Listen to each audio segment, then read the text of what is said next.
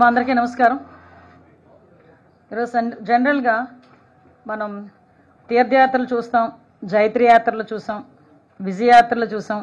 దండయాత్రలు చూసాం, ఓదార్పుల యాత్రలు కూడా చూసేసాం. ఆఖరికి ఇప్పుడు జగన్మోహన్ రెడ్డి గారి తాలూకా జైలు యాత్రలు కూడా మనం చూసే పరిస్థితి ఈరోజు కనిపిస్తూ ఉంది. ఒక పక్క నుంచి గౌరవ ముఖ్యమంత్రి గారు చంద్రబాబు నాయుడు గారు క్షణం తీరిక లేకుండా రాష్ట్ర అభివృద్ధి గురించి అహర్నిశలు కష్టపడమే కాకుండా సింగపూర్ లాంటి దేశాలకు వెళ్ళి అక్కడి నుంచి పెట్టుబడులు రప్పించుకోవటానికి 4-5 రోజులు సుమారుగా 30-40 మీటింగులు కూడా ఏర్పాటు చేసుకొని ఆయన అహర్నిశలు శ్రమిస్తూ ఉంటే, ఈరోజు జగన్మోహన్ రెడ్డి కనీసం ప్రతిపక్ష హోదా లేకపోయినా ఒక ప్రతిపక్ష నాయకుడిగా ఉన్నప్పటికీ కూడా బాధ్యతారహితంగా ఈరోజు సబ్ జైలు చుట్టూ తిరగటం, ఖైదీల్ని పరామర్శించడం, హత్యలు చేసిన వాళ్ళని పరామర్శించటం, లేకపోతే ఈ గాంజా బ్యాచ్ని పరామర్శించటం, లేకపోతే పొగాకు రైతుల్ని మేము పరామర్శిస్తున్నానని చెప్పి పొగాకుని తొక్కి పారేయటం,